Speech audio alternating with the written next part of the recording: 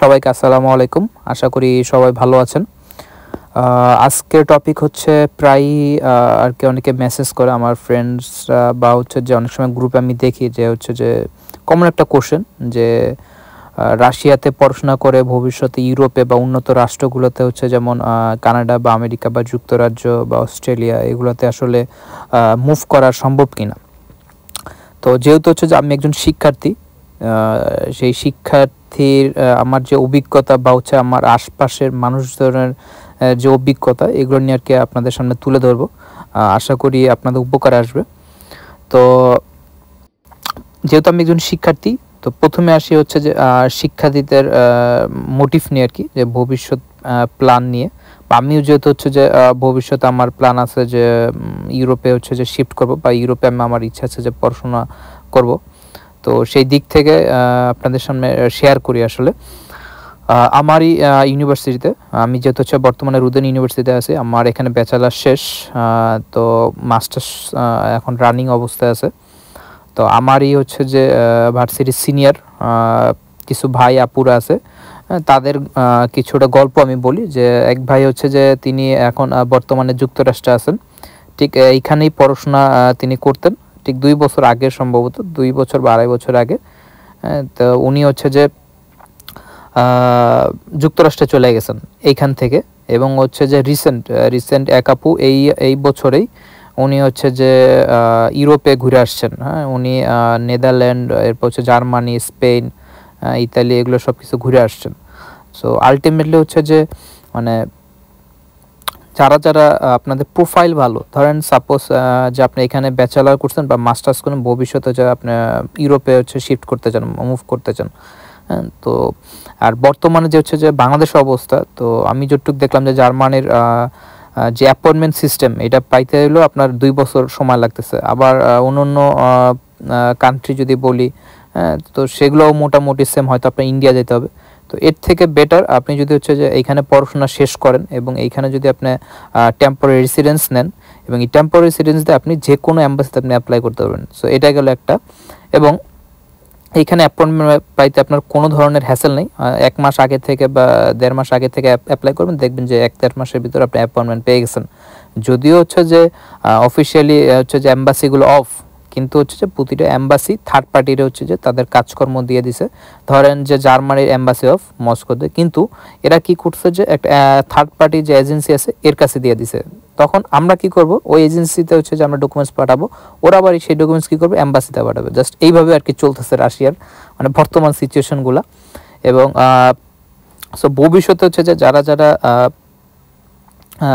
পড়াশোনা করতে চান, আমিও হয়তো ইউরোপে আমার টার্গেট আছে আগামী 1 থেকে 2 বছরের ভিতরে আমি নিজে হচ্ছে যে ইউরোপে শিফট করতে চাই, যেহেতু আমার ফ্যামিলি মেম্বার ইউরোপে আছে। তো আমার হচ্ছে যেটা প্ল্যান, যে আমিও 1 থেকে 2 বছরের ভিতরে আমিও আর কি চেষ্টা করবো ইউরোপে শিফট করার জন্য।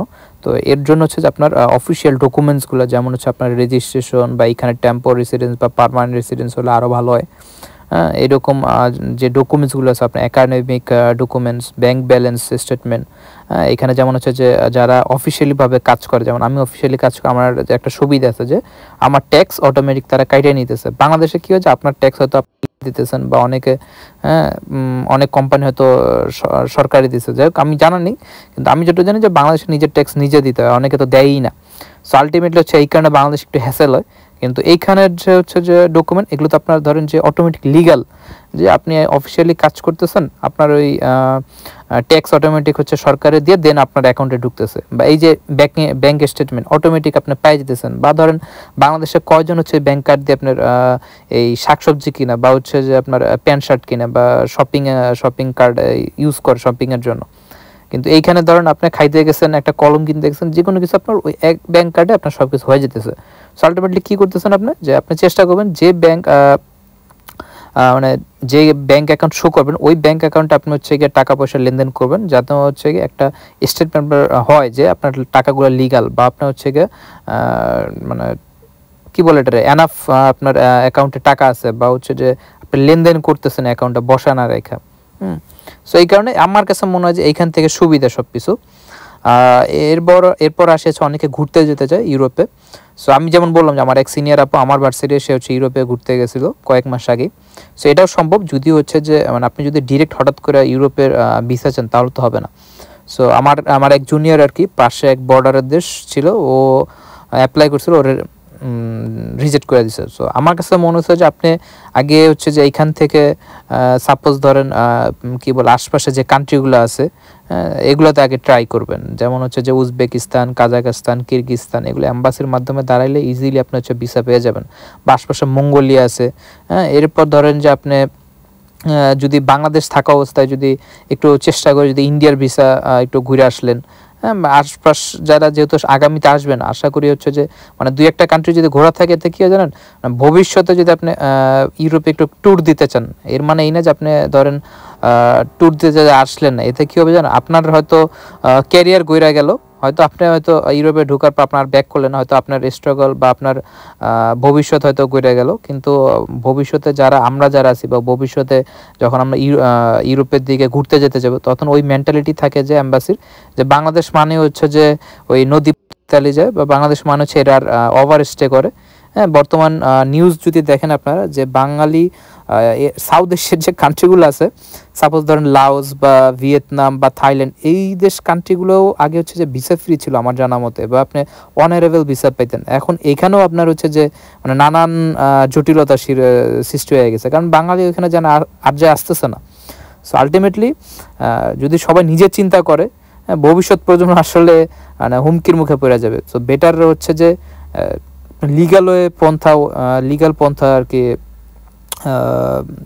ব্যবহার করেন, যে আমি ঘুরতে যেতে চাই, আমার আগে কয়েকটা কান্ট্রি ঘুরে আসা উচিত, দেন হচ্ছে যে আপনি এম্বাসির জন্য দাঁড়ান, দেখবেন আশা করি সব কিছু আপনার ডকুমেন্টস ঠিক থাকলে আপনি ভিসা পেয়ে যাবেন।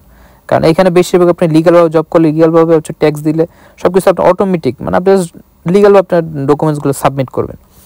হ্যাঁ, যেমন আমার সামনে প্ল্যান আছে আমি তুর্কিতে একটু ঘুরতে যেতে চাইবো, কারণ এখান থেকে তুর্কির ভিসা অনেক। আমি একটা হচ্ছে নিউজ দেখছিলাম যে আপনার জানুয়ারি থেকে মার্চ এই 3 মাসের ভিতরে এই রাশিয়া থেকে ভিসা হয়েছে প্রায় হচ্ছে 6 লাখ। তা কল্পনা করতে পারতেছেন যে মানে কত ভিসা হইতেছে রাশিয়া থেকে।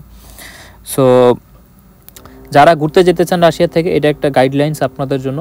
এবং হচ্ছে আপনার অনেকে ভাবে যে এইখানে আইসা হচ্ছে যে ডাঙ্কি মারবেন বা হচ্ছে বর্ডার দিয়ে চলে যাবেন ইউরোপে। আসলে এই জিনিসগুলো খুবই রিস্কি। আগে হয়তো ছিল, আমার ফ্রেন্ড সার্কেল যদি বলি আফগানিস্তানের, এরা অনেকে আগে হচ্ছে যে বর্ডার দিয়ে জার্মানি চলে যেত। সো এখন আর কি আমি যদি বলি এগুলো আসলে সম্ভব না, কারণ এই ইউক্রেন আর হচ্ছে রাশিয়ার যে অবস্থা, এটা আসলে আপনার বর্ডার যদি ধরতে পারে আপনার মারবে তো মারবেই, হয়তো আপনার জেলেও পাঠা দিবে। এমন হইতে পারে যে আপনারা হচ্ছে যুদ্ধ দিতে পারে, এমন হইতে পারে আপনারা আবার ব্যাক নিয়ে আসতে পারে, কোনো ঠিক ঠিকানা নেই। সো বেটার মানে এইসব মানে চিন্তাধারা না করাই, কারণ আমরা বাঙালিরা আসলে অনেক ধরনের দালালের খপ্পরে পড়ে যাই। সো এই ধরনের চিন্তা ভাবনা থেকে বেরোয় আসতে হবে, যে আপনি যেভাবে যাইতেছেন শুধু নিজের চিন্তা করলে হবে না, আশপাশের বা পুরো বাংলাদেশের চিন্তা করতে হবে, যে ভবিষ্যতে আমার কারণ হয়তো আমার ভবিষ্যৎ প্রজন্ম বা আপনার হচ্ছে যে নাতিপুতির হয়তো আর আসতে পারতেছে না, বা আপনার ছেলেমেয়েরা হয়তো আসতে পারতেছে না। তো এই জিনিসগুলো আসলে মানে অ্যাভয়েড করা উচিত। আমি যদি যেমন বলি যে আমি দুবাইতে অ্যাপ্লাই করছিলাম, এরপর হচ্ছে কি আমি কুয়েতে অ্যাপ্লাই করছিলাম, দেখলাম যে ওইখানে হচ্ছে যে আমার সব প্রসেস হয়েছে, মাসে আমার স্যালারি $3,000, সব টিপস সহ হয়তো $4,000, কিন্তু হচ্ছে আমি ভিসা পাবো না কিসের জন্য, যে এই বাঙালিদের অবস্থার কারণে। আবার দুবাইতে হচ্ছে যে আপনার এই আন্দোলন করার কারণে হচ্ছে যে আপনার এখন ঠিকভাবে ভিসা দিতেছে না।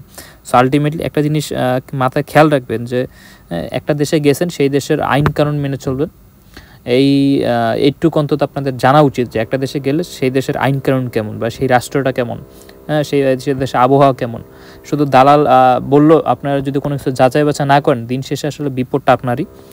সো এইটুকুই আর কি বলা, এবং আর তেমন কিছু বলার নাই। তারপরও আপনাদের উদ্দেশ্যে এইটুকু বলবো যে যদি মানে কোনো ধরনের প্রশ্ন থাকে চেষ্টা করবেন আমাকে জানানোর, আমি আপনাদের যথাসম্ভব চেষ্টা করবো যে আপনাদের প্রশ্নের উত্তর দেওয়ার। সবাই ভালো থাকবেন, এবং আশা করি ভবিষ্যতে যারা আসবেন রাশিয়াতে, আমার ভিডিও আপনাদের আশা করি উপকারে আসবে। এবং সাবস্ক্রাইব করবেন, লাইক কমেন্ট দিয়ে পাশে থাকবেন। আল্লাহ হাফেজ।